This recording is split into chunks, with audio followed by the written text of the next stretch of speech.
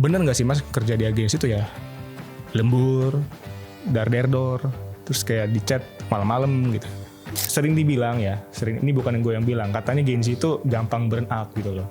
Terus ditambah dengan dia kerja di agensi ya. Salah satu magis gue yang kita lakuin dan impactnya tuh cukup luar biasa, bahkan diapresiasi ya dia sama brand. Itu jadi salah satu campaign dengan achievement impression terbesar dan jadi benchmark seluruh dunia.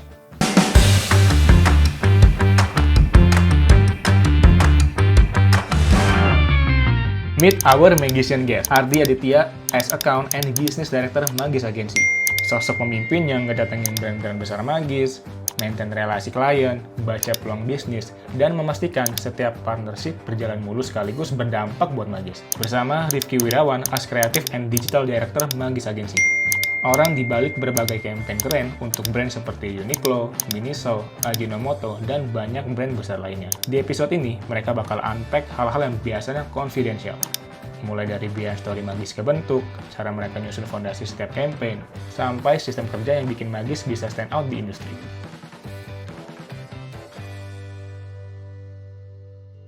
Halo teman-teman semua, selamat datang di podcastnya Magis. Kenalin juga, gue Luis sebagai host baru di sini. Dan mungkin gue spill dikit ya background gue secara singkat. Jadi ya gue baru join juga di Magis sebagai TikTok officer. Dan di luar itu gue juga aktif sebagai content creator.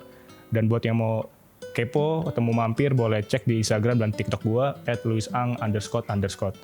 Nah di depan gue ini udah ada dua narasumber yaitu Mas Ardi dan Mas Rifki. Jadi di podcast hari ini kita akan ngebahas tentang cikal bakal terbentuknya Magis lah. Dan mungkin sebelum kita ke arah sana, boleh perkenalan diri kayak mungkin backgroundnya, kok bisa nyemplung ke sini, ke kreatif agensi segala macem. Mulai dari siapa dulu nih? Boleh, dari gue dulu kali ya. Oke.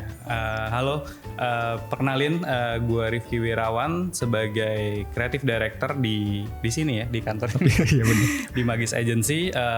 Mungkin kalau ngomongin profile gitu ya, back story gitu ya, gue tuh lulusan alma mater dari Trisakti dulu. Oke, Gue tuh lulusan dari Trisakti, ngambil DKV. Pertama kali mungkin gue nyemplung di advertising tuh pas gue lagi magang dulu. Gue magang dulu di salah satu local agency di daerah Tebet dulu, wis. Tebet. Okay. Tapi mungkin sekarang udah nggak ada kali ya. Itu di Gedung Gajah gitu ya. Dulu backbone-nya dia tuh salah satunya tuh telco. Telco yang ya mungkin salah satu yang terbesar juga di Indo. Sebagai intern ya kita juga tahu ya kalau di agency tuh kalau telco tuh pasti cukup heavy ya dia. Okay. Dan gue banyak akhirnya ngasih kontribusi juga waktu magang gitu, mulai dari bikin kolateral udah pasti gitu ya, lembur-lemburan juga gitu sama sampai akhirnya gue dikasih kesempatan juga untuk ikut participate untuk bikin jingle waktu itu lagu buat Ramadan gitu. Menarik. Kurang lebih itu sih waktu magang pertama. Tapi menariknya gue tuh kerja pertama kali tuh justru di media gitu. Dulu di apa namanya ya salah satu media besar juga di Indo gitu. Dan fun fact-nya justru panggung pertama Citra Pariwara gue dapetin di sini gitu. Dulu gue bantu untuk bikin station TV dan gue berhasil menang gold dulu. Dulu kalau nggak salah bareng agensinya Ardi dulu, Hakodo dulu di tahun 2012 gitu. Jadi agency of the year-nya dari Hakodo dan untuk media dan station TV-nya itu dari Kompas gitu. Lanjut dari situ gue pindah ke otomotif industry. Gue tapi sebagai dari sisi client side-nya gitu ya, sebagai marketing promotion, promotion kolateral gitu ya, sales tools dan lain-lain gitu. Sampai kalau lu tau gak sih kalau di showroom tuh suka ada showroom decoration tema-tema tiap bulan. Nah itu sampai gue turun bikin itu juga gitu. Dan singkat cerita ya sekitar 2 tahunan gue kerja di sana dan gue pindah akhirnya dipanggil sama salah satu local agency. Nah di sini itu tempat dimana pertama kali gue ketemu sama Ardi gitu ya. Dulu kita satu batch ya masuk ya di sekolah lama ini gitu. Dan kita ketemu juga sama Boyke. Boyke tuh CEO kita sekarang di Magis gitu. Nah kita ketemu pertama tuh kerja bareng di sini. Cuman memang gue mungkin nggak lama di sini waktu kerja di di kantor agency ini karena begitu gue masuk gue dilibatin salah satu pitching insurance company global dari Hong Kong dan kita alhamdulillah dapat dan requirement-nya mengharuskan untuk dedicated team dan gue akhirnya ditempatin di client side gitu. Jadi rasanya anak agency yang berkantor di kantor klien gitu. Dan akhirnya ya gue jarang berkantor di agency sampai pada satu kesempatan ada headcount kosong dan gue di hijack di situ sebagai brand communication assistant manager di sana.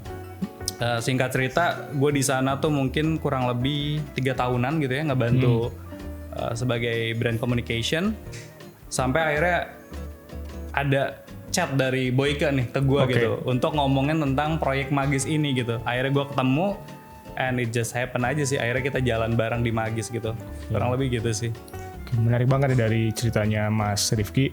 Berarti itu dari semua pengalaman yang diceritain kan awal lulusan DKV ya. Berarti lebih kayak arah desain, terus magang itu sebagai apa tuh waktu itu? Magang dulu sebagai graphic designer. Betul. Berarti memang lumayan jalur lah ya sama apa yang udah dipelajarin. Masih masuk banget sih. Soalnya kalau saya berbeda guys. Jadi jurusan apa, kerja sekarang apa gitu. Nah kalau Mas Ardi sendiri gimana nih backgroundnya? Kayak apakah sama juga sejalur?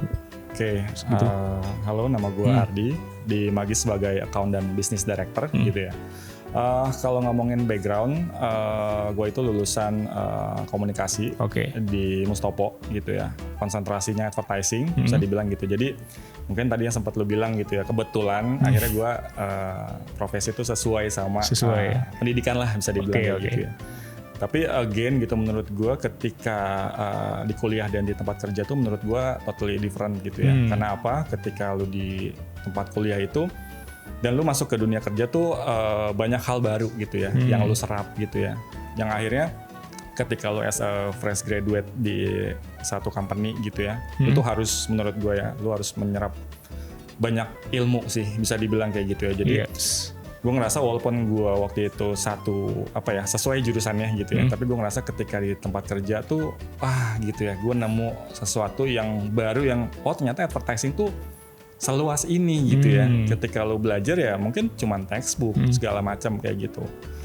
Itu tempat pertama kali gue kerja bisa dibilang di gue udah di multinational agency bisa dibilang gitu. Tadi Rifki udah sempat mention juga namanya gitu. Di sana itu kurang lebih gue 4 tahunan. Di situ gue sebagai traffic, bisa dibilang traffic tuh yang mengontrol internal gitu. Flow-nya lah ya. Betul, flow kerja, betul. Jadi as a traffic itu lu diwajibkan tahu gitu ya, flow dari hulu sampai hilirnya, bisa dibilang kayak gitu. Jadi gimana gue menjembatani antara tim account waktu itu ya, yang harus langsung tektokan dengan klien sama dengan tim creators kalau di sini ngomongnya, designer segala macam kayak gitu. Situ gue kurang lebih 4 tahun, cukup lama gitu ya. Dan di sana gue belajar banyak lah dari orang-orang keren gitu ya di sana. Gue sebagai fresh graduate di sana yang dari nol gitu ya. Gue ketemu banyak orang-orang dari berbagai departemen lah gitu ya. Gue belajar, mereka ngisi gelas gue yang masih kosong bisa dibilang kayak gitu ya. Gue coba terapin, gue coba belajarin gitu ya. Berangkat dari situ di multinational agency, terus gue pindah ke local agency, bisa dibilang kayak gitu. Nah ini ketika di lokal itu pasti ada challenge yang berbeda lah, bisa dibilang kayak gitu ya. Dan situ akhirnya gue tahu ngomongin culture juga ternyata cukup beda lah ya, bisa dibilang kayak gitu. Habis dari situ gue sempat hiatus setahun gitu, bisa dibilang gue off dulu setahun gitu ya. Terus baru di tahun awal 2022 gitu ya, gue dikontak Boyke buat nge-build Magis lah, bisa dibilang kayak gitu. Kalau Mas Ardi sendiri bisa kenal Mas Boyke dari mana tuh? Kalau sama Boyke mungkin mirip-mirip gitu ya. Jadi sebelumnya gue sama Rifki sama Boy itu pernah kerja di satu company local agency yang tadi gue bilang. Setelah dari multi, gue pindah ke lokal. Itu gue ketemu bertiga gitu. Ketemu bertiga dan sempat ngerjain project bareng juga gitu ya. Jadi sebenarnya secara as a profesional dan as a person udah cukup kenal, bisa dibilang kayak gitu. Menarik banget ceritanya Mas Ardi juga ya. Tapi yang paling ngehook di gue tuh tadi Mas Ardi sempat bilang kayak pernah kerja di multinational agency dan juga akhirnya pindah ke lokal gitu kan. Nah dari dua tempat itu pasti kan ada perbedaan gitu ya. Mungkin culture-nya. Nah perbedaan yang paling signifikan berasa di Mas Ardi menurut POV-nya Mas Ardi gimana? Di bagian mana? Dari bedanya multinasional sama yang lokal gitu loh. Oke, menarik nih ya gitu. Jadi kalau ngomongin perbedaan multi dan lokal, mungkin gue bisa tarik dari scale-nya ya, scale-nya gitu. Kalau ngomongin di multinasional gitu ya, multinasional agency, pasti secara departemen mereka udah lebih kompleks. Kalau ngomongin departemen semua udah keisi, bisa dibilang dari A to Z itu udah lengkap gitu ya. Bahkan di satu departemen udah ada strukturnya juga gitu ya, semua udah keisi segala macam. Terus ditambah multinasional gue dari Jepang gitu ya. Kita tahu etos kerja Jepang seperti apa. Disiplin tinggi disiplin, gitu ya. Tepat waktu segala macam. Departemen udah ke fulfill segala macam gitu ya. Udah, terus di sana juga keisi sama orang-orang keren tadi yang menurut gue wah pengalamannya udah gila deh, gue udah angkat topi lah bisa dibilang kayak gitu. Dan ketika lu memutuskan pindah ke lokal gitu ya, it's a new challenge gitu menurut gue. Kenapa? Karena ketika di multi gitu ya, gue belajar, gue banyak tahu, gue pelajari flow apa sih sebenarnya yang proper gitu bisa dibilang, secara rapih gitu. Oke, di sini. Ketika masuk di lokal agency tempat sebelum di Magis ya, tempat pertama gue ketemu Rifki sama Boyke itu, ya bisa dibilang ketika lo memutuskan buat oke, gue di lokal gitu, lo harus siap buat mengerjakan task lo itu double bahkan triple gitu bisa dibilang. Kenapa akhirnya bisa kayak gitu? Karena memang secara proper itu belum sampai sana, masih on progress lah gitu. Nah sebenarnya di situ kebentuk tuh, ketika lu memang secara mental nge-build gitu ya, yang akhirnya lu akan makan itu semua. Lu nggak boleh ngomong yang namanya capek, gue ngeluh segala macam. Ya capek of course lah, itu manusiawi. Cuman again balik lagi ke lu ya gitu ya, lu mau belajar nggak sih? Lu ada mental nge-build nggak sih di situ gitu? Dan akhirnya gue ngerasa di sini gue banyak belajar, dan akhirnya dari multi tadi gue pindah ke lokal, gue coba terapin sih flow kerja yang baik seperti apa, walaupun ya nggak bisa langsung ya. Pasti butuh waktu lah ya, bertahap mungkin gitu. Sih. Oke, jadi kan udah sempet dapat background dari kedua belah pihak narsum kita ini kan, kayak dari segala perbedaan culture, terus kayak load kerja tadi yang disebutin sama Mas Ardi juga, terus Mas Rifki dengan project-project yang dia handle segala macem. Nah, kok bisa sampai akhirnya ngebentuk Magis tuh awal mulanya gimana Mas? Kayak kok yuk bikin yuk gitu loh, itu gimana gitu loh ceritanya? Iya, pasti inisiasinya awalnya dari Boyke. Dulu kan gue emang masih di kantor sebelumnya gitu. Sampai tadi gue bilang kayak akhirnya gue sempet di chat sama Boy gitu, dia coba mau ngejelasin proyek Magis. Waktu itu Ardi udah lebih dulu ya masuknya dia gitu. Dulu tuh masih berdua, Ardi dan Boyke gitu. Nah gue di chat masuk. Nah sebenarnya ada cerita lucu nih waktu gue masuk pertama kali masuk ke Magis gitu. Dimana waktu itu gue coba mau minta dijelasin sama Boy gitu tentang proyeksi, tentang visinya Magis gitu. Dan waktu itu kita janjian di daerah Jakarta Selatan di dekat TBC Matupang, gedung South Quarter waktu itu. Dimana waktu itu gue ketemuan, kita janjian di food court waktu itu sama Boyke. Boyke buka laptop, dia jelasin lah tentang visi Magis segala macam gitu.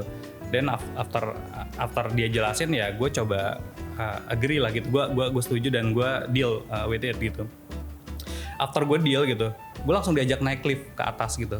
Dan di hari yang sama ternyata di gedung South Quarter itu kita tuh ngambil brief sama klien gitu. Langsung waktu itu tuh kliennya tuh global brand waktu itu malah. Fashion brand nomor 1 dari Jepang, yang warna merah itulah. Yang warna merah itu ya. Yang lagi pakai nih ya. Ya jadi justru pertama kali gue habis deal itu, gue langsung ngambil tes pertama gue tuh langsung real case-nya tuh langsung ngerjain project itu gitu. Jadi kayak wah ini menurut gue kayak deg-degan juga nih ya. Tes pertama gue tuh langsung real case-nya langsung ke brand gitu. Waktu itu gue coba ngambil brief itu dan alhamdulillahnya kita jalanin cukup berhasil, klien happy, ditandain dengan beberapa akhirnya waktu itu kita dapat beberapa project susulan ya dari mereka gitu. Dan satu di antaranya kampanye tuh bahkan sangat-sangat impactful dan viral gitu. Bahkan jadi benchmark salah satu kampanye terbaik brand itu gitu. Oh berarti tadi pas di food court itu ngobrol sama Mas Boyke ngejelasin visi misi Magis segala macam, gak lama kemudian langsung ke klien gitu. Yes, betul. Tanpa ada babi bu. Saat itu juga langsung waduh. Habis ngejelasin plannya gitu ya. Oke, gue cukup match dengan apa yang Boyke waktu itu sampein. Dan gas langsung ke atas. Gas langsung. Dan gue baru tahu saat itu juga. Oh, gitu. Cukup agensi banget ya. Agensi banget ya. Tapi di situ belum ada Mas Ardi ya waktu itu ya? Apa udah Sebenarnya ada? udah ada. Oh, udah ada. Sebenarnya udah ada, tapi waktu itu Ardi kayak lagi berhalangan ya. Oh, oke. Nah, kalau dari Mas Ardi sendiri awal percakapannya sama Mas Boyke gimana untuk ngebikin si Magis ini? Oke, sebenarnya as simple as Boyke mau ngajak lah bisa dibilang gitu ya. Jadi awal ngajak waktu itu gue masih inget by WhatsApp dulu gitu ya. WhatsApp dulu terus akhirnya by call gitu ya.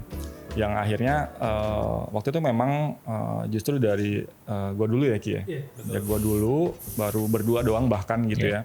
Tapi waktu itu nggak se-proper Rifki bahkan gitu ya. Mungkin decknya masih dibikin tuh.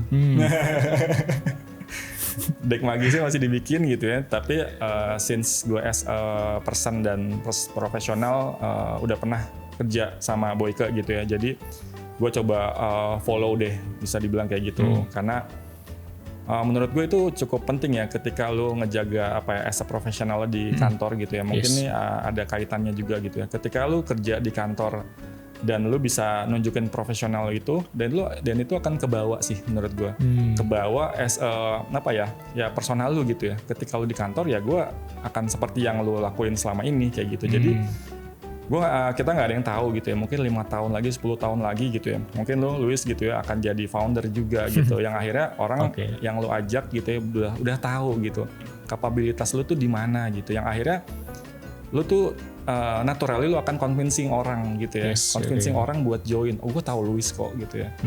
Secara apa namanya etos kerja segala macam. Selain itu secara pribadi gue juga tahu gitu. Jadi menurut gue ketika apa namanya lu di kantor ya benar-benar as a profesional menurut gue gitu ya gitu. Dan tapi ya menurut gue tetap apa namanya naturally aja gitu ya, apa adanya gitu. Menurut gue paling dari gue itu aja sih gitu ya, ketika awal terbentuk ya udah ngajak gue, dan waktu itu di Februari, gue masih ingat Februari 2022 gitu ya.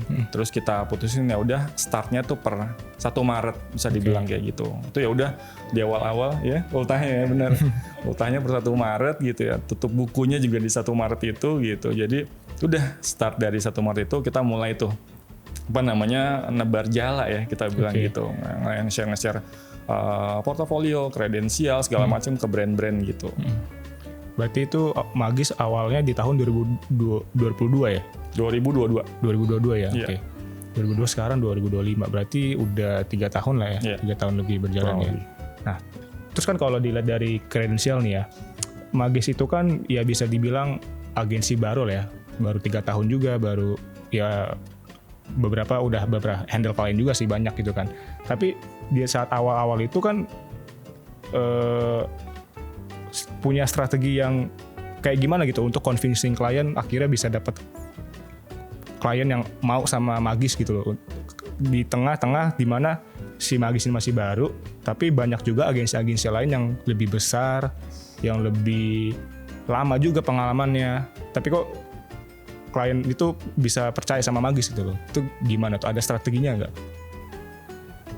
Mungkin dari gue dulu ya. Oke, boleh. Kalau menurut gue, tadi Ardi udah sempat bilang pertama kayak tahun pertama kita tuh memang kita bisa bilang challenging banget dia.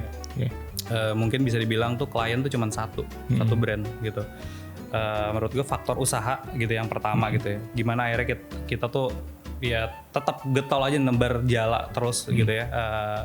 Nggak berhenti gitu, bahkan mungkin sehari kita bisa nge-apply berapa mungkin ratusan bahkan gitu. Itu faktor usaha gitu udah pasti. Yang kedua tentunya faktor doa juga ya gitu. Faktor doa gitu. Dan yang terakhir ya gue nggak pungkirin juga ada faktor luck juga gitu, karena dari sekian banyak kita nebar jala, lucknya tuh ya tadi ya gue bilang yang datang tuh justru global brand, fashion brand, top nomor 1 di Jepang gitu, yang akhirnya ngundang kita gitu. Nah dari situ udah pasti ya ketika kesempatan itu datang kita bener-bener maksimalin untuk bikin yang terbaik, yang keren, yang viral tapi juga impactful gitu. Dan akhirnya bikin klien tuh happy, dan impactnya waktu itu ya akhirnya nular aja gitu. Akhirnya mulai ke mention nih, siapa sih yang bikin campaign ini nih, cukup berisik ya gitu campaign ini gitu. Dan akhirnya yang muncul ke permukaan ya nama Magis gitu. Saat itu ada beberapa brand dari same industry juga ya di fashion gitu, akhirnya mulai banyak yang ngundang kita juga gitu. Bahkan nggak terbatas di same industry, bahkan ada beberapa brand cross industry yang campaign itu kalian yang bikin ya gitu. Campaign itu yang kemarin sempat rame itu tuh kalian yang bikin dong. Kita mau dong dibikinin campaign yang sama gitu, yang sekeren itu gitu. Ya menurut gue itu sih faktor usaha, doa, dan juga faktor luck juga sih tadi. Kalau tadi Mas Kevin kan kayak pasti kan melakukan banyak persiapan, kayak bikin deck, pitching, terus kayak riset segala macam, terus berdoa juga udah pasti kan. Kalau dari Mas Ardi bisa spill nggak kayak misalkan yang teknisnya itu kayak gimana sih? Oke. Tadi kan sempat di-mention juga ya, yang kita tahu juga as we know, digital agency itu banyak banget gitu ya. Pasti. Bahkan mungkin tiap hari ada digital agency yang tumbuh gitu ya. Pasti. Yang akhirnya gimana nih cara kita ketika kita dapat undangan pitching ada tuh kita udah sangat happy bisa dibilang ya. Sebagai newcomer gitu ya. Klien tuh bisa consider invite kita tuh kita udah happy banget gitu. Bahkan lu masih di tahap baru diundang gitu, baru diajak dong tuh kita udah happy gitu. Itu kita spiritnya, gue yakin itu beda dengan agensi yang sudah established lah gitu ya. Mungkin mereka sudah terbiasa dengan invitation gitu segala macam. Nah di situ udah pasti yang pertama spiritnya udah beda gitu ya. Spirit kita coba mau showing gitu ya. Magis tuh seperti apa sih sebenarnya kayak gitu. Terus kalau tadi lu sempat nanya teknis gitu ya. Nah kita tuh selalu mencoba berani Ki ya. Kita tuh selalu kita nerapin lah bisa dibilang, kita selalu pengen finding the sweet spot kita bilangnya kayak gitu. Itu tuh dari banyak hal gitu ya. Either itu secara komunikasinya gitu ya, atau activity-nya gitu, positioning brand gitu. Yang kita coba lihat sebenarnya mereka udah pernah belum sih lakuin ini gitu. Dan sebenarnya itu akan berdampak ada dua ya gitu. Antara ide ini memang mind blowing banget gitu ya, atau lu mau pilih versi yang aman gitu. Nah kita pilih versi pertama. Kita pilih versi yang out of the box lah kita bilangnya gitu. Walaupun ini ada dua kemungkinan gitu ya. Klien akan suka banget atau klien akan ignore banget gitu. Ini bukan root-nya company kita gitu. Ini bukan background company kita. Tapi kita yakin gitu ya. Ketika kita punya idea yang kita berani explore lah, berani keluar gitu. Kita yakin lah, mungkin teman-teman brand yang present ke kita itu, yang kita present ke mereka, ketika ada hal yang nyentil di mereka, kita yakin itu akan jadi memori lah di mereka. Kemarin pas Magis present, ini idenya ini nggak bisa nih, tapi kita nggak tahu gitu ya, satu hari satu waktu, waktu itu pernah nih ada agensi yang ngasih ide kayak gini dan itu possible kok, mereka presentasi, benar namanya ini gitu, misalnya namanya Magis, dan kita nggak tahu tim brand mungkin kan ya pasti akan nggak abadi lah bisa dibilang. Mungkin mereka pindah ke company baru gitu ya, yang akhirnya di company baru mereka juga pasti nyari gitu ya, gue butuh agensi buat pitching, gue butuh agensi buat new project gitu ya. Akhirnya yang mereka ke nyantel lah di otaknya gitu ya pasti yang nyeleneh. Kalau yang biasa aja tuh nggak bakalan keinget menurut paham kita ya. Karena ketika lu di permukaan aja, ya udah lu di situ aja stay-nya gitu. Ketika lu berani sedikit mencuat lah gitu ya. Yang kita yakin, kita believe gitu ya, itu akan jadi identity kita lah bisa dibilang kayak gitu. Ya intinya kayak sebenarnya banyak jalan aman menuju objektif yang mau dicapai gitu. Cuman kita tuh suka banget coba break the wall. Tadi kayak dibilang, jadi kayak mungkin ini aman, tapi ya udah safe gitu. Tapi after that kayak orang mungkin nggak akan inget campaign itu. Kita mencoba untuk kayak nemuin sesuatu yang baru, tapi tetap align dengan objektif mereka, tapi bisa ngasilin impact yang memorable gitu. Sehingga ya itu ya kayak tadi yang case pertama di campaign global brand fashion tadi, akhirnya orang tuh keinget siapa sih yang bikin nih gitu. Gue pengen nih kayak bikin iklan kayak gini nih gitu. Akhirnya tuh cara nggak langsung itu it's a good PR juga buat kita gitu sebenarnya. Nah, gue tuh ada pertanyaan juga nih yang mau gue tanyain. Kalian kan kayak sebagai agensi ya, artinya kan agensi itu tuh berdiri di tengah-tengah. Kenapa berdiri di tengah-tengah? Karena dia berdiri di antara audiens dan juga brand. Nah, gimana cara kalian bisa kasih output yang baik ke audiens dan tapi juga bisa memenuhi kebutuhan brand? Maksudnya kan dalam artian tuh, ya ini nggak semua brand ya. Kadang ada juga beberapa brand tuh yang blind spot aja gitu. Dia nggak menemukan, oh sebenarnya audiens gue tuh butuh tuh ini. Tapi selama ini gue nentuinnya tuh kayak gini, udah gue lempar aja ke agensi, biar agensi yang gini. Itu gimana cara kalian bisa deliver yang baik gitu ke brand? Yang pasti kita act sebagai konsultan, expertise gitu. Ketika kita berdiri sebagai agency, karena gini, mungkin gue dulu pernah di client side juga. Mungkin kalau dari sisi brief itu gini deh, mostly tuh kalau dari client side tuh selama KPI objektifnya tercapai, salesnya bagus, itu pasti happy. Tapi gimana akhirnya nge-translate dari sisi agensi untuk mencapai ke sana. Nah, role-nya adalah gimana akhirnya kita bisa benar-benar tadi ya gue bilang act sebagai konsultan atau expertise gitu. Artinya gini, brief itu nggak baku kok. Selama ini, misalnya gue ya di sebelumnya di client side gitu ya, selama konsultan ini ngebawa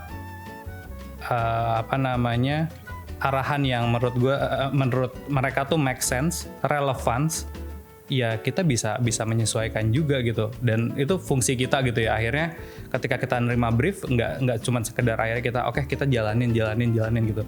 Yang mana ya nanti ketika memang nggak tercapai, kita udah lihat dari awal itu kayaknya kayak ada something wrong deh gitu ya. Kayak ada sesuatu yang perlu kita ada yang missing gitu untuk connecting the dots. Itu kita harus segera masuk dan kita harus kasih reasonnya gitu. Kita harus lengkapin datanya, kita bawa ke klien dan kita coba edukasi gitu. Selama ini sih begitu sih yang kita lakuin sih. Terus dari semua itu mostly klien-klien yang digituin tuh setuju nggak sih mayoritas, atau kayak ada beberapa juga kayak kayaknya nggak cocok, bye gitu loh. Atau ada yang gue dapet POV baru nih dari lu, boleh kita jalanin. Itu lebih banyakan mana mas? Terkadang kalau misalnya selama reason kita cukup kuat gitu ya, relevansinya cukup dekat gitu ya, tingkat approvalnya tuh semakin besar juga gitu. Tapi memang ada beberapa case yang memang enggak, kita pengennya seperti ini gitu. Gue tuh suka mikir gini, airnya tuh prinsipnya tuh kayak air nyerap ke tanah aja sih gitu. Ketika lo mandek belok sini ada sesuatu yang keras, ya lo tinggal cari jalan lain gitu. Tapi kan tujuannya lo akan nyerap kan. Nah jadi sebenarnya lebih ke agile aja, tapi along the way sampai ke sana ya kita mesti cariin karena gini, setiap kita bawa proposal kita juga nggak terlalu saklek untuk kayak lu harus kesini ya gitu. Kita pasti akan ada rute 2, akan ada opsinya gitu. Ya opsi itu yang sebenarnya akhirnya kita bisa agile sih kayak gitu. Intinya ya dikomunikasikan aja ke brand dengan jelas dan kasih data lah ya gitu. Betul. Kalau dari Mas Ardi gimana Mas POV-nya? Oke, mungkin kurang lebih sama ya sama yang disampaikan Rifki gitu. Jadi kalau ngomongin ini kan mungkin lebih ke new business ya, bisa dibilang gitu. Dari brief baru gimana kita coba translate gitu ya, based on kita riset segala macam gitu. Yang akhirnya justru kita bisa nemuin hal yang ternyata tuh mungkin dari teman-teman brand kasih atau secara target audience kah segala macam, based on riset kita ternyata justru ini yang lebih tepat gitu ya. Misalnya contoh ternyata dari teman-teman brand di brief awal target audience mereka lebih ke mature, misalnya kayak gitu. Brief turun segala macam, di brief ke kita riset segala macam, kita nemuin findings ternyata produk tersebut lebih cocok ke Gen Z, let's say kayak gitu. Nah, dan akhirnya di situ kita berangkat gitu ya, ngomongin activity-nya ya, ngomongin activity Gen Z udah pasti gitu, terus ngomongin komunikasinya gitu, campaign-nya segala macam kayak gitu, dan itu kita propose ke brand gitu, yang akhirnya ini suggestion dari Magis gitu. Memang mungkin kalau ngomongin brief, tadi Stevie sempat bilang mungkin brief nggak saklek gitu ya. Maksudnya ada nggak saklek dalam artian creative agency itu as a konsultan ya, as a konsultan gitu. Jadi gimana caranya kita tahu suggestion ini loh yang tepat sebenarnya kayak gitu. Dan sebenarnya after that balik lagi gitu ya. Teman brand yang akan putusin apakah mau go dengan suggestion dari agency or tetap dengan brief mereka gitu. Karena gue yakin gitu ya, Magis yakin itu win pitch is a good thing gitu ya. Tapi kita believe juga ngejalanin sesuatu yang sesuai based on our strategic, based on our findings is a one thing menurut kita. Itu yang kita lebih believe dan kita ketika ngejalanin lebih bangga lah, lebih ya sesuai gitu. Ini kita ngejalanin brand, bukan kita ngomongin bisnis aja, biar asal menang gitu ya. Tapi kita juga mau ngejalanin growth bareng-bareng gitu bisa dibilang. As a brand mereka growth, as a agency gitu juga bisa jadi at the end jadi portofolio Magis gitu ya. Yang akhirnya mungkin salah satunya tadi sempat di-mention Rifki juga gitu, yang akhirnya ada satu brand yang akhirnya sampai sekarang gitu ya masih jadi as a result tuh paling tinggi gitu sampai sekarang. Bahkan mungkin kita ngejalanin campaign-nya udah 2 tahun lalu gitu ya. Selama 2 tahun ya ini masih bertahan gitu. Nah, dan itu mungkin salah satu example itu ya. Di situ kita berangkat believe based on our findings sih kayak gitu. Oke, menarik sekali. Jadi emang gue setuju banget sih, kayak ya kadang dari sebagai sisi agensi juga ya pasti siapa sih yang nggak mau pitchingannya menang gitu ya, dapat income segala macam dan nambah portofolio juga. Tapi balik lagi kan juga kita sebagai agensi, sebagai expertise, sebagai konsultan juga harus bisa menemukan solusi dan new POV nih atau blind spot yang brand tuh nggak lihat gitu loh, dan akhirnya brand menerima dan kita akhirnya bisa jalan juga dengan happy kan. Dibanding kayak kita ya udahlah brand maunya ini walaupun gak sukses kita sikat dulu aja lah. Yang penting kita masuk dulu nih duit gitu kan. Tapi pas dijalanin ternyata susah nih. Aduh gimana ya. Terus akhirnya malah performnya jelek. Terus brand jadi gak suka. Brand jadi kayak gak percaya lagi sama kita. Dan akhirnya ya jadi pisau bermata dua aja gitu kan. Dan itu bisa jadi bad PR juga sebenarnya buat satu agensi itu. Ketika nyata ya mereka cuman ngejalanin aja gitu. Tapi based on di market ngeliat gitu ya. Mungkin ya another agency lihat, another brand lihat kok gini ya campaign-nya gitu. Siapa sih yang ngejalanin agensinya gitu. Ujungnya akan jadi bad PR sih menurut kita gitu. Gue mau nanya nih, di tengah brand-brand yang lagi running di Magis ya, especially Magis, kayak gimana caranya Magis itu bisa maintain the relationship ke brand-brand yang lagi running, dan juga ada nggak sih kayak strateginya biar mereka tuh biar bisa renewal lagi gitu. Jadi kayak gimana kalian maintain itu gitu? Gimana caranya maintain ya bisa dibilang gitu. Jadi sebenarnya mungkin gue info juga ya gitu. Jadi ya alhamdulillahnya lah bisa dibilang kayak gitu ya.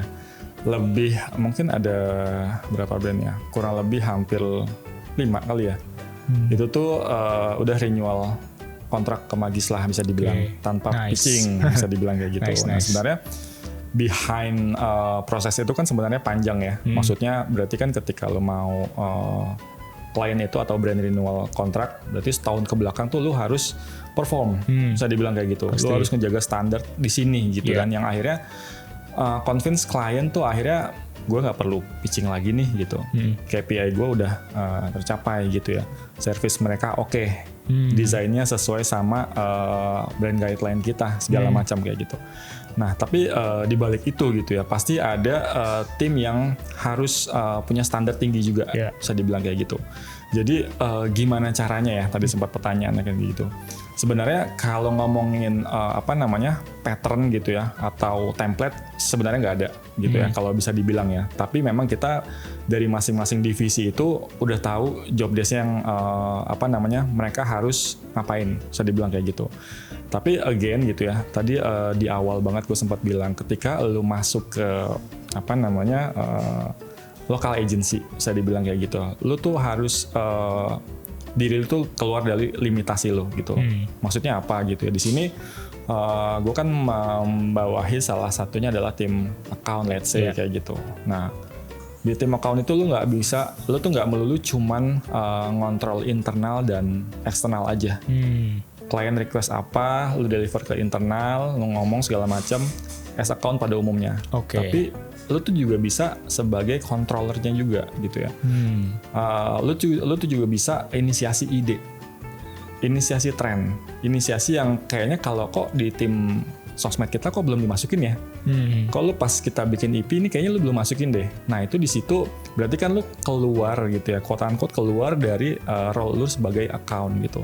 Walaupun di situ memang main lu atau heavy task lu ya as account gitu ya. Tapi lu harus punya sense of ownership juga ke brand yang lu dikasih kepercayaan buat lu nge-handle gitu kan. Kan kalau dari company pun kasih kepercayaan gitu ya. Oke, Luis handle brand A, brand B, brand C gitu. Itu kan berarti company ngelihat capability lu tuh di sana gitu kan. Ditambah juga kita akan review gitu. Ini gimana caranya lu bikin konten segala macam kayak gitu. Tapi di luar itu di awal pun pasti tim itu harus tahu gitu ya. Lu tuh gue dikasih tanggung jawab nih. Gue dipercaya segala macam kayak gitu. Nah, salah satu kerja atau lu bisa di luar dari sense lu as a KOL misalnya influencer gitu segala macam, TikTok gitu lah, lu tuh bisa juga lu ada propose di luar itu ngomongin TikTok, misalnya lu ngomongin desain. Ini kayaknya kalau yang di brand ini gue nemu nih reference dari luar, oke ini kayaknya desainnya deh kayaknya cocok nih sama brand yang lagi di handle sama Magis salah satunya. Kayak gitu tuh akhirnya bisa ngejaga juga si ritmenya si brand yang kita handle gitu, yang akhirnya mungkin tim desainer yang udah biasa di-plottingin brand ini, mereka taunya di sini nih, desainnya ini, warnanya ini, patternnya ini. Tapi ketika ada view lain dari di luar desainer yang ngerasa ngasih warna gitu kan, tiba-tiba lu come up dengan desain yang reference lah, ngomong ke kreatif, lu kasih reference ini, wah oke juga nih masukin Luis, coba yuk kita bikin dan kita propose ke klien. Ketika klien terima, klien tuh amazed lah gitu ya. Oh pasti. Ternyata ini masih cocok kok dibikin konten kayak gini gitu ya. Ternyata keluar sedikit dari guide masih oke kok kayak gitu. Yang akhirnya kita bisa ngejaga klien satisfaction si klien itu tetap tinggi lah, bisa dibilang kayak gitu. Di situ sih gue ngerasanya gitu ya. Jadi mungkin kita nggak terlalu mengkotak-kotakan posisi gitu ya. Lo account harus account aja udah gitu loh. Mungkin gue nggak tahu ya, di luaran sana ada yang quote unquote mengecilkan posisi. Gue nggak tahu ya ada apa enggak gitu. Misalnya ya lo account tahu apa sih gitu. Udah nih yang gue bawa propose aja dulu gitu. Di sini bisa dibilang nggak ada yang kayak gitu gitu. Begitupun sebaliknya gitu ya. Ketika ada view gitu ya dari desainer, dari tim sosmed gitu ya, mungkin ngelihat account gitu ya. Mungkin ada ngasih feedback, ngasih view, itu kita balik lagi ya, karena kita belum big company gitu ya, belum yang ada kubu-kubuan, geng-gengan gitu, yang akhirnya ketika ada concern gitu ya udah langsung disampaikan gitu ya. Karena apa? Karena ujungnya ya menjaga si client satisfaction ini, yang akhirnya mereka ujungnya akan renewal kontrak segala macam kayak gitu, yang akhirnya ngomongin bisnis. At the end juga ngomonginnya bisnis gitu. Jadi sebenarnya semua tuh jadi satu sih menurut gua gitu. Dan dari yang Mas Ardi bilang, kayak intinya kan lebih ke kayak kita juga mengencourage tim-tim lain. Ya kalau misalkan contoh gua ada sebagai TikTok officer, gua propose desain dan akhirnya disampaikan ke brand dan brand suka. Pasti kan si brand juga melihatnya, wah berarti si Magis nih over deliver, dan artinya in a good things ya. Artinya betul. Kayak dia Magis tuh nggak cuma kasih, oh yaudah kita minta A, Magis kasih A, tapi kita minta A, oh si Magis juga ngasih ABC nih. Wah, jadi kan dari situ brand tuh ngeliat, wah dia ini over service in a good way gitu kan. Akhirnya kan dia di si brandnya jadi seneng, dan juga kayak ya akan maintain juga, akan renewal lagi gitu loh. Karena takjub sama inisiatifnya Magis dan kreatif plan-nya Magis lah gitu. Itu sih. Kalau dari Mas Rifki gimana Mas? Ada cara tersendiri nggak? Agree sih tadi sama yang Ardi sampein juga ya. Ya intinya gini, bisa dibilang sebenarnya tadi ada 5 brand Ardi bilang gitu yang akhirnya renewal tanpa pitching. Kalau menurut gue itu indikator sih. Indikator bahwa mereka tuh benar-benar satisfy sama apa yang kita provide gitu. Intinya tadi juga mungkin udah disampaikan gitu. Gimana akhirnya kita bisa, basicnya menurut gue kita gimana bisa maintain quality works kita lah ya gitu ya. Kerjaan kita sehari-hari itu udah basicnya gitu. Cuman menurut gue apa yang kita coba sajiin, apa yang coba kita tawarin justru lebih dari itu gitu. Itu kan sebenarnya kayak kita ngomongin bisnis as usual aja gitu ya. Oke, transaksional, tapi kita pengen lebih dari itu gitu. Kita coba kasih yuk gitu eksperimen yang coba kita tawarin gitu. Itu yang akhirnya jadi pembeda kita gitu. Di sini pun juga apa ya, kalau ngomongin kita di internal gitu ya, kita pun coba bikin program gitu ya, kayak gimana akhirnya setiap orang tuh bisa ngasih pendapatnya, ngasih idenya gitu. Bahkan nggak terbatas kayak desainer harus ngomongin desainer, bisa kok kita cross gitu ya, divisi cross tim gitu untuk saling kasih masukan gitu. Selama feedbacknya tuh membangun gitu ya, bukan destruktif gitu. Itu kita lakuin juga gitu. Bahkan fun fact-nya ya, lucunya di Magis tuh bahkan our CEO itu lebih muda dari kita gitu. Dan justru kebalikannya malah anak magang kita di sini gitu itu jauh lebih senior gitu. Dan kita belajar tuh ya macam-macam gitu ya, dari anak-anak muda kita coba serap gitu ya. Mostly di sini banyak anak Gen Z gitu. Kita banyak juga belajar dari cara mereka nangkap tren gitu, karena mereka hidup di situ gitu. Kita juga belajar dari tadi gitu ya, kita ngomong ada anak magang di Magis yang umurnya almost 60 loh di sini, tapi spiritnya tuh cukup oke banget, dan kita banyak belajar dari learning apa yang pernah dia pelajarin gitu. Kita belajar juga dari macam-macam lah gitu ya, cross divisi di sini. Jadi sebenarnya extra mile sih kuncinya tadi ya, maintain quality good works gitu ya, terus juga gimana akhirnya kita bisa coba extra mile di luar apa yang biasa kita lakuin sehari-hari. Dan juga menurut gue tuh kerja di agensi itu merupakan salah satu platform di mana lu tuh punya banyak kesempatan untuk belajar banyak hal gitu loh. Kayak ya gue sebelum di Magis juga kerja di agensi juga gitu, dan di kantor gue yang lama tuh gue sempat 3 tahun bekerja. Ya gue ganti 2 role gitu loh. Jadi di awal tuh gue lebih ke strategik juga, lalu di tahun kedua gue lebih ke spesialis gitu loh, videographer. Jadi ya gue meraba-raba ke ya beberapa hal yang pengen gue pelajarin lah gitu.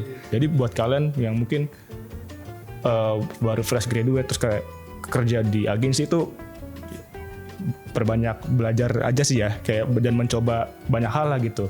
Pivotingnya gimana, terus kayak agensi itu memang salah satu platform yang bisa untuk kita tuh belajar banyak hal, banyak pengalaman bisa kita dapat gitu loh. Itu di agensi sih gitu. Nah, tadi kan kita juga sempat bahas Magis udah berdiri tuh 3 tahun lebih lah ya. Nah, untuk sekarang ini tim tuh ada berapa Mas di Magis gitu ya? Terus juga kan pasti ketika kita hiring tim, pasti kan ada something yang kita lihat gitu ya.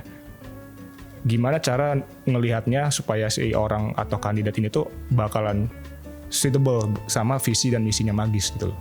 Ini agak sedikit nyari orang gitu ya. Gimana akhirnya nyari tim yang komposisi itu cukup fit gitu ya ke Magis gitu ya. Memang susah gampang ya dia kita bilang ya, agak tricky lah gitu, karena tadi mungkin Ari juga sempat bilang juga kayak kita ngomongin title gitu ya, ngomongin title tertentu gitu. Kita nih ngomongin lagi di same industry gitu ya. Oke, title A gitu, di sana belum tentu role-nya itu cukup fit sama apa yang kita butuhin. Begitu juga sebaliknya gitu, dari Magis juga keluar gitu. Nah makanya penting untuk ngefilter tim yang satu visi. Terlebih kita tuh ada di growth company dan kita akan terus growth gitu. Dan menurut gue visi growth mindset itu yang harus sama dulu di awal. Gimana akhirnya kita coba bisa nemuin orang-orang yang mentalnya mau coba build bareng, kita growth bareng lah gitu ya. Nggak yang serba instan gitu, karena gue sendiri punya view gitu ya, kayak gue pernah ada di growth company, dan gue juga pernah ada di situasi di settle company yang semua serba proper, semua tim terlengkapi gitu, dari sisi tools, facility dan lain-lain serba ada gitu. Tapi gimana akhirnya kita bisa coba adapt gitu ya di situasi ya kita sekarang ada gitu. Nah itu yang paling penting sih menurut gue. Dan ya banyak lah kalau mau diceritain, dari cara kita filtering gitu ya, QC gitu ya, proses interview dan lain-lain, ya kita cukup aware sih di situ. Berarti nyampe yang kalau yang gue lihat ya pas pertama kali masuk Magis tuh kayaknya karyawannya sekitar 30-an ya atau 40-an kali ya Mas ya? Iya, 30. Kurang lebih 40. Oke, dalam 3 tahun ya itu udah lumayan grow sih menurut gue ya. Sekarang kan kayak banyak nih anak muda atau anak-anak intern yang baru lulus atau yang lagi kuliah juga, dia tuh pengen kerja di agensi gitu ya. Tapi kan sekali lagi berarti kan mereka ini ya biasanya ya Gen Z ya. Nah, sering dibilang ya, ini bukan gue yang bilang, katanya Gen Z itu gampang burn out gitu loh. Terus ditambah dengan dia kerja di agensi yang tadi sempat gue singgung juga, agensi itu ya lumayan fast pace gitu ya, terus juga bakal kayak, nggak bakal sih, maksudnya kayak pasti ada beberapa lembur-lembur gitu ya. Nah kalau si anak muda ini yang pengen kerja di agensi dan mereka burn out gitu ya, misalkan dia mau apply ke Magis gitu ya, Magis tuh punya cara sendiri nggak buat mengatasi hal yang kayak demikian gitu? Kalau dibilang Gen Z itu gampang burn out gitu ya, gampang burn out. Terus ada isu juga sense of ownership atau belongingnya agak kurang, bisa dibilang gitu ya. Mau-maunya dia lah, ibaratnya kayak gitu lah gitu ya. Kita tuh punya peraturan yang unik menurut gue gitu ya, yang mungkin bisa jadi di perusahaan lain mungkin quote-unquote nggak berani bikin perusahaannya peraturan ini gitu. Peraturannya sebenarnya cukup simpel gitu. Ketika lu bisa datang sebelum jam 9.30, setengah 10 pagi gitu ya, lu akan dapat reward. Rewardnya apa sih? Makan siang. As simple as that gitu ya. Lu akan dapat makan siang. Tapi ketika lu lewat dari situ, ya udah, lu nggak dapat makan siang. Sesimpel itu gitu ya. Di mana di luar Magis mungkin banyak juga peraturan perusahaan yang ketika lu telat, secara akumulasi gaji lu dipotong. Ya ada tuh banyak sih. Banyak ya. Banyak. Gaji lu dipotong gitu. Ditambah tadi ya, kita tahu industri kita tuh lebih banyak di secara manpower udah pasti Gen Z gitu kan. Terus ngomongin kita di creative agency gitu ya, yang mungkin ngomongin lembur, ya mungkin bisa jadi ada yang memang haruskan lembur segala macam kayak gitu, yang akhirnya lu datang nggak on time gitu kan. Kita ngelihat memang ya ke arah sana gitu ya, dan kita nerapin kayak gitu yang akhirnya cukup works menurut kita gitu ya. Tim mungkin ya udah, lu kalau telat nggak dapat makan gitu kan, nggak dapat reward makan siang gitu ya. Tapi ketika lu on time, ketika orang-orang yang memang pengen ngejar gitu ya, gua harus dapat makan siang terus anak kos gitu, benar. tinggal sendiri yang kayak ogah rugi gitu kan. Pokoknya gue harus datang sebelum jam 9.30. Ya udah, lu akhirnya berlomba-lomba selalu datang gitu kan. Menurut gue itu salah satu rules yang simple tapi ya cukup menarik sebenarnya gitu. Iya sih. So mungkin gue nambahin kayak tadi gue mungkin kurang sepakat ya kalau kerja di agensi itu burnout, karena sebenarnya di kantor manapun bisa burnout kok. Iya juga sih sebenarnya. Jadi ya gimana akhirnya kita bisa manage secara time management kita secara emosional gitu ya. Ya itu balik lagi ke masing-masing personalnya. Cuman memang kita pun juga cukup aware ya nyikapin situasi-situasi kayak gitu. Bahkan di Magis tuh HR-nya tuh anak Gen Z juga. Jadi namanya Mbak Hasna. Dia tuh suka bikin program-program tuh yang akhirnya tuh ngebantu tuh untuk karyawan tuh bisa lebih terbuka, lebih open, lebih bonding gitu ya. Semacam kayak perlombaan 17-an gitu ya, kayak Halloween kemarin gitu ya. Terus juga mungkin small thing menurut gua kayak kita pun ngeset duduk di kantor itu tuh semacam coworking. Jadi sebenarnya lo bisa bebas, lo mau gue lagi mood, gue lebih pengen di luar deh gitu, kayak gue lebih enak di sana gitu ya. Gue lagi pengen dekat sama ini, gue lagi pengen nyendiri. Ya artinya lo bisa, kita mikirnya sejauh itu gitu. Di kamar mandi juga ada ya Mas ya? Iya benar-benar. Ada kita siapin di pantry itu ada banyak makanan, snack, cemilan gitu. Iya beberapa disponsorin brand juga sih. Ya itu salah satunya gitu ya. Terus juga kita tuh sering ngelakuin kegiatan-kegiatan yang bonding gitu ya. Kayak kita kemarin touring bareng ya dia. Terus juga kita pernah barbekyuan bareng, nginep bareng gitu ya. Semacam kayak gitu. Dan padel ada juga tuh.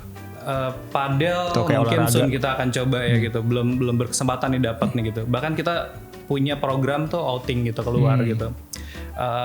Ya memang ini sifatnya nggak regular ya, tapi ya based on KPI bener ya Pak Ardi. At least program itu ada ya. Iya benar. Dan kita tuh nggak bilang kalau belum keluar negeri tuh bukan outing, itu masih jatuhnya masih jalan-jalan touring aja wisata. Kalau kita outing itu harus jauh gitu. Wow. Sebenarnya itu kan merefleksikan ketika lu outing harus jauh, berarti kan bisnis harus bagus. Iya. Perform harus bagus, klien harus satisfied segala macam gitu. Yang akhirnya ya udah ketika ngomongin mimpi itu harus tinggi sih. Gitu. Mungkin itu tadi ya ngomongin gimana caranya maintain Gen Z kali ya, bisa dibilang kayak gitu. Menariknya penasaran ini sih, outing jauh. Terjauh kemana emang Mas? Terakhir. Tadinya kita mau ke Iceland nih. Wah. Cuman nggak jadi. Kemarin tuh terakhir kita habis outing ke Jepang. Wah serius Mas. Ya. Kita jalan-jalan, ya total hampir seminggu ya kita. Gue telat masuk nih berarti. Pertengahan tahun kita baru banget ke Jepang. Iya, tapi sebelumnya pertama kita coba explore jalan-jalan cruise dulu. Kita coba nyebrang ke 2 negara gitu. Terus outing kemarin baru tahun lalu ya dia. Tahun lalu. Baru tahun lalu kita coba jalan-jalan berangkat ke Jepang, happy lah kita di sana. Kota negara impian saya tuh. Wah. Dan fun fact-nya, lu bisa ikut ke Jepang di Magis itu syaratnya gampang banget. Cuma minimal kerja. Oke. Kita tahu ketik di bawah sini. Lu minimal kerja 1 tahun ya. Iya. Lu minimum cukup kerja 1 tahun dengan performa ya harus bagus lah pastinya gitu ya. Udah, lu berangkat ke Jepang tanpa lu harus ada tanpa lu harus ada embel-embel. Lu harus nggak boleh keluar kan ada juga ya mungkin yang lu boleh ikut outing tapi lu ada term and condition. Sebenarnya simple as that sih kemarin kita berangkat gitu. Gimana, mau gabung ke Magis? Boleh nih apply ke sini nih. Oke. Menarik sekali sih, seru banget sih. Dan gue sebagai a new joiner excited juga lah untuk embrace hal yang itu ya Jepang gitu ya. Nah berarti kan bisa dibilang Mas Ardi dan Mas Rifki ini kan leader lah ya di sini ya. Nah di tengah tim Magis yang semakin lama semakin banyak, semakin berkembang gitu ya. Gimana sih cara kalian tuh manage-nya gitu loh? Pasti kan kalian berdua punya leadership yang type yang berbeda-beda gitu. Mungkin bisa dijelasin Mas? Oke, ya jelas ya. As a company growth, ya pasti kita juga nambah orang gitu ya, makin lebih banyak gitu. Makin tim banyak, makin banyak kepala ya dia. Makin banyak kepala, makin banyak cerita tuh biasanya gitu kan. Nah, gimana akhirnya kita as a leader tuh bisa coba nyatuin gitu ya semua suara itu gitu. Dan kalau gue tuh biasanya suka nerapin konsep delegates gitu, artinya gue coba kasih kepercayaan ke tim, khususnya para leader ya gitu, para leaders gitu untuk kayak coba kasih percayaan mereka tuh untuk coba running the project, running the campaign gitu ya, tapi tentunya dengan tanggung jawab ya, karena gue sendiri pernah punya experience gitu, ketika a full direction gitu ya, micromanage gitu, itu akhirnya bikin gue tuh justru malah kebelenggu gitu, kayak akhirnya gue tuh lebih jadi ke operator dibandingin instead of gue tuh sebagai creators itu sendiri gitu. Ya itu yang biasanya gue coba terapin gitu. Tapi tadi ya tentunya dengan tanggung jawab yang mereka harus jalanin gitu ya. Ya paling ya kita sering-sering aja sih ngobrol gitu ya untuk kayak ngelakuin kayak semacam WIP gitu ya. Di situ kita bisa kasih POV gitu, arahan gitu ya, tujuan kita gitu, apa yang mau kita aim gitu, kita kasih masukan gitu ya ke mereka gitu. Dan yang terpenting kalau dari gue gitu ya, dari semua komunikasi itu adalah simplicity gitu.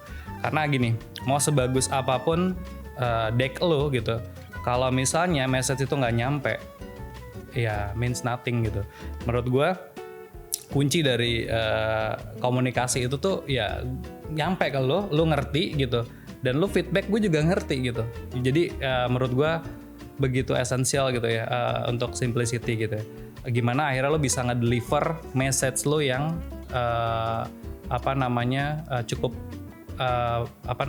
komplit gitu ya, tapi dalam bentuk yang lebih compact gitu, tanpa ngurangin esensi dari apa yang mau lo sampein pesannya. Nah terus Kalau mau ngomongin campaign ya, soal campaign yang Magis pernah bikin gitu loh. So far tuh apa nih yang paling viral dan yang paling sukses lah yang selama ini Magis bikin campaign-nya gitu loh. Paling viral. Ini pertanyaan yang paling mengerikan yang sering datang nih dari brand. Gue pengen bikin viral gitu. By the way, ini apa namanya? Kalau ngomongin viral ya, sebenarnya viral sendiri tuh nggak ada formula bakunya ya gitu. Tapi sebenarnya kita bisa analisis gitu ya. Kita lihat patternnya apa sih yang sebenarnya works gitu ya untuk brand-brand tertentu dan kita terapin. Mungkin kaitannya tadi ke pertanyaan kayak apa nih? Campaign yang paling viral pernah Magis lakuin gitu, apa ya dia? Paling si itu ya yang. Jadi kita pernah ada campaign. Ini gue boleh cerita sedikit ya. Mungkin ini lebih ke gimana akhirnya the way gitu ya, Magis way gitu untuk nge-crack bukan problem sih, tapi lebih ke challenge yang waktu itu mau dibawa yang disampaikan oleh brand. Jadi ini balik lagi ke tahun pertama, tahun kedua Magis gitu, kita nge-handle tadi ya fashion brand global dari Jepang. Mereka tuh waktu itu datang dengan campaign fall and winter gitu. Nah ini campaign mereka sering lakuin setiap tahun gitu. Tapi kita coba analisis dulu gitu. Apa sih yang biasa mereka lakuin setiap tahun? Karena mereka bawa KPI ini kayak gue pengen lebih viral ya. Gue pengen lebih berisik lagi nih gitu. Nah akhirnya kita analisis gitu. Apa yang pernah mereka lakuin? Oke, mereka biasa suka bikin lookbook. Kalau misalnya ke toko itu tuh, yang merah itu kalau di mall-mall itu kan suka ada lookbooknya kan, yang suka dibagi-bagiin. Mereka melakukan itu gitu untuk bikin ya semacam kayak lookbook buat nginspirasi lo kalau mau betul-betul kayak lo mau liburan ke winter area gitu, nih kita ada lookbooknya, silakan diambil gitu. Harapannya untuk akhirnya orang bisa keinspirasi dan beli gitu kan. Dan yang dia lakuin berikutnya adalah mereka ngelakuin campaign KOL ya. Secara fashion brand memang salah satu backbone-nya memang ada di KOL ya gitu. Gimana akhirnya KOL tuh bisa nge-influence gitu. Tapi yang biasa mereka lakuin tuh cuman sekedar kayak datang ke toko, gue lagi prepare pengen liburan ke winter area, gue kayaknya perlu belanja gitu. Atau mereka ngelakuin campaign yang KOL yang unboxing, gue lagi pengen pergi ke sini nih gitu, gue habis belanja dari toko ini, wah keren banget bajunya dan ini cukup outfit seperti ini gitu, cukup oke gitu. Dari situ kita lihat gitu, waktu itu kita dapat peluru cukup bagus sebenarnya dia. Jadi kita dapat peluru yang udah di-provide sama brand itu high influencer, high reach influencer gitu. Gue boleh sebut mungkin namanya ya, ada dulu lagi rame geng-gengan gitu ya. Ada geng prediksi gitu, ada geng lipstick rider gitu ya. Kita tahu kayak di prediksi ada Desta, ada Vincent gitu ya, ada Omes gitu. Ada Gading gitu. Terus ada geng satu lagi dari geng cewek-cewek namanya lipstick rider. Ada Luna Maya gitu ya, ada Kelly Tandiono dan lain-lain gitu. Kita dapat itu gitu. Itu peluru yang menurut kita tuh udah cukup seksi lah gitu ya, untuk kita coba amplify ini gimana gitu. Cuman secara budget marketing kan kita ngerti ya, influencer sekaliber itu kan pasti cukup mahal ya sekali postingnya gitu ya, bahkan mungkin ya cukup tinggi lah gitu. Dan gimana akhirnya kita coba nge-crack itu untuk jadi lebih efisien dari pengalaman campaign yang pernah dilakuin waktu itu. Akhirnya ide yang kita bawa pada saat itu adalah kita ajak mereka jalan-jalan langsung ke winter area, which itu belum pernah mereka lakuin sebelumnya. Terus mahal dong gitu. Ternyata kita coba kalkulasiin lagi-lagi tadi ya, mungkin kayak lu sempet tanya juga gitu, gimana akhirnya nge-convince brand gitu. Akhirnya kita bawa data gitu. Oke, kita kalkulasiin kalau ngeberangkatin mereka tuh berapa sih gitu. Sekali berangkat ke sana gitu, untuk tiket PP dan penginapan kita kalkulasiin, kita convert ke rate dia sekali pos. Bahkan justru lebih murah gitu, kita berangkatin mereka dan pulang lagi berikut nginep gitu. Nah, apa yang terjadi gitu? Insight yang kita bawa adalah ketika geng pertemanan, sekumpulan pertemanan yang akrab gitu, jalan-jalan bareng, pasti mereka willing dong untuk ngepost bareng, ngeposting kayak happy bareng gitu.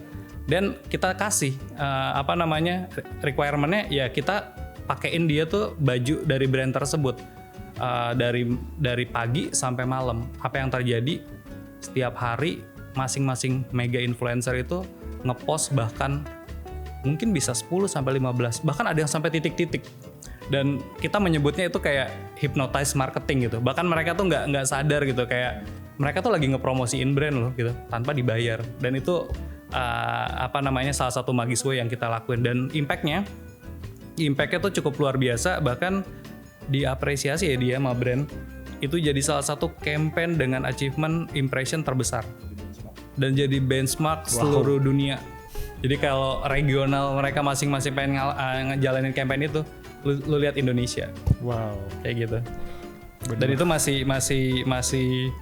masih jadi salah satu campaign yang ya kita bawa di kemana-mana, kita cukup banggain lah. Betul banget sih. Betul. Fun fact-nya juga gitu ya, sempat ngobrol juga sama chief marketingnya lah, bisa dibilang kayak gitu. Sebenarnya Indonesia itu punya privilege apa? Mereka tuh bisa menjalankan campaign sendiri. Jadi campaignnya itu nggak boleh ngerjain sendiri, sedangkan di negara lain tuh nggak ada yang nggak boleh. Cuman bisa duplikasi dari global. Jadi dari global keluarin campaign, dari negara tersebut itu ibaratnya di localize aja. Udah gitu. Nah tapi di Indonesia tuh mereka punya privilege ya. Indonesia punya privilege gitu ya, bisa create own campaign. Itu yang tim brand coba jaga. Dan kebetulan yang bikin campaignnya itu Magis gitu. Yes. Dan itu juga di tahun pertama kita ya. Betul. Tahun pertama kita tuh full kita kerjain brand campaign ini. Tahun campaign pertama untuk ya? brand. Tahun pertama gitu. Dan itu jadi good PR buat kita lah, bisa dibilang gitu ya. Itu yang akhirnya bikin kita jadi boom banget gitu di tahun pertama kita gitu. Karena ya tadi Adi bilang ya kayak itu jadi good PR, akhirnya jadi kita tuh bisa jadi magnet gitu ya. Akhirnya banyak brand kayak itu tuh lo yang bikin ya, itu Magis yang bikin ya. Terus akhirnya jadi omongan dan banyak akhirnya brand yang coba datang kayak gue mau dibikinin campaign sekeren ini dong gitu.